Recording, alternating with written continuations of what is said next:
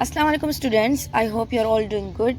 So class, previously we have discussed about the topic sound. Last time मैंने आपको बताया कि sound कौन सी wave है. Obviously mechanical wave है और longitudinal wave है. Sound is a form of energy and then we have discussed many more things about the sound. So आज हम पढ़ेंगे स्पीड ऑफ साउंड के बारे में. मैंने आपसे कहा कि साउंड जो है वो एक मीडियम है जो कि ट्रैवल करता है, एनर्जी को ट्रैवल कराता है एक पॉइंट से दूसरे पॉइंट तक. फॉर एग्जांपल मीडियम क्या होगा, कोई ना कोई मैटर होगा.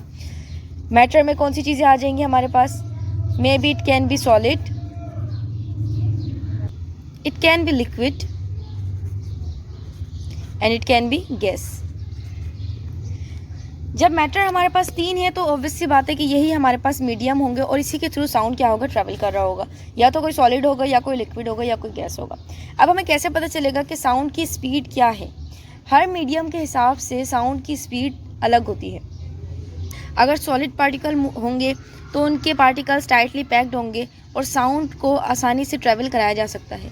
इसी तरह से जिस तरीके से पार्टिकल के दरमियान डिस्टेंस बढ़ता जाएगा, साउंड का ट्रैवल कराना और मुश्किल हो जाएगा. Let's see how can we calculate the speed of sound. किसी भी दो पॉइंट के दरमियान डिस्टेंस मालूम करने का हमारे पास एक स्पेसिफिक फॉर्मूला है. वो फॉर्मूला हमारे पास क्या है? v is equal to S over T. हमें पता है कि जब हम वेव मालूम कर रहे हैं तो वेव की भी कोई लेंथ होती है, उस लेंथ को हम डिस्टेंस कहते हैं. तो इसी तरह से जब साउंड की कोई वेव बन रही है तो इसी का कोई डिस्टेंस भी होगा.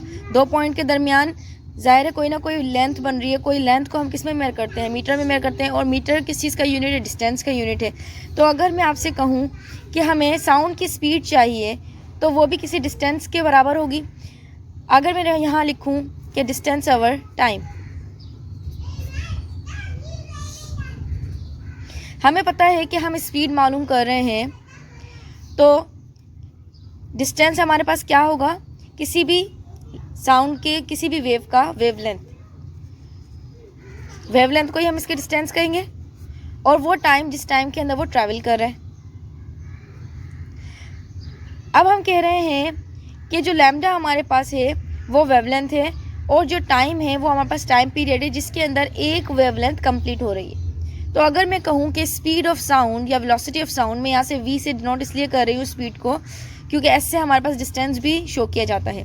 तो मैं यहाँ पे v से इसको डिनोट कर रही हूँ और मैं यहाँ लिख रही हूँ कि जो इसकी वेवलेंथ है वो लैम्डा से शो होती है और टाइम पीरियड यानी कि जो टाइम होगा वो टाइम पीरियड होगा. और हमें ये बात पता है कि reciprocal of time period is frequency. तो मैं यहाँ पर 1/t की जगह फ्रीक्वेंसी लिख सकती हूँ. इसी तरह अगर हमें किसी भी साउंड की वेलोसिटी या उसकी स्पीड चाहिए तो उसके लिए हम उसकी वेवलेंथ को उसकी फ्रीक्वेंसी से मल्टीप्लाई कर. Now we are going toward the factors that affect the speed. इसका मतलब है कि साउंड की स्पीड को अफेक्ट करने वाले कौन से फैक्टर्स हैं जिसकी वजह से साउंड कम ट्रैवल करेगा या ज़्यादा ट्रैवल करेगा. हमारे पास जस्ट दो फैक्टर्स हैं, एक है टेम्परेचर और दूसरा है ह्यूमिडिटी. सबसे पहले हम टेम्परेचर देख लेते हैं. टेम्परेचर क्या करते हैं? अगर किसी भी चीज़ को हीटअप किया जाए तो उसके मॉलिक्यूल्स की वाइब्रेशन हमेशा इंक्रीज़ हो जाती है. जैसे अगर कोई सॉलिड पार्टिकल है, उसके मॉलिक्यूल्स टाइटली पैक्ड हैं और अगर हम इसको हीट प्रोवाइड करें तो इसके मॉलिक्यूल्स वाइब्रेशन के अंदर आ जाते हैं. क्योंकि ये अपनी जगह से मूव तो कर नहीं सकते तो ये क्या करते हैं? अपनी जगह पर ही वाइब्रेट करने लगते हैं. और हमने पहले ही पढ़ा था कि वाइब्रेटरी मोशन को ही हम साउंड का नाम देते हैं. जब भी कोई वाइब्रेशन क्रिएट होती है तो हम उसको कहते हैं कि वो साउंड क्रिएट करती है वो चीज़. तो अगर हम टेम्परेचर को इंक्रीज़ कर देंगे तो साउंड क्या होगा? हमारे पास इंक्रीज़ हो जाएगा. तो हमारे पास speed of sound with the use of temperature हम मालूम कर सकते हैं. ये हमारे पास स्पीड ऑफ साउंड है, ये हमारे पास टेम्परेचर है. और ये जितना ज़्यादा हम स्पीड चाहते हैं कि साउंड ज़्यादा मूव करें, हमें टेम्परेचर को उतना ज़्यादा बढ़ाना होगा, एब्सोल्यूट टेम्परेचर को उतना ज़्यादा बढ़ाना होगा. नेक्स्ट है हमारे पास ह्यूमिडिटी. ह्यूमिडिटी में क्या होता है कि जब भी एयर के अंदर कोई दूसरे मॉलिक्यूल्स आ जाते हैं लाइक नाइट्रोजन या दूसरे कोई ऑक्सीजन वगैरह, ये जो मॉलिक्यूल होते हैं ये इसके मॉलिक्यूलर मास को क्या कर देते हैं?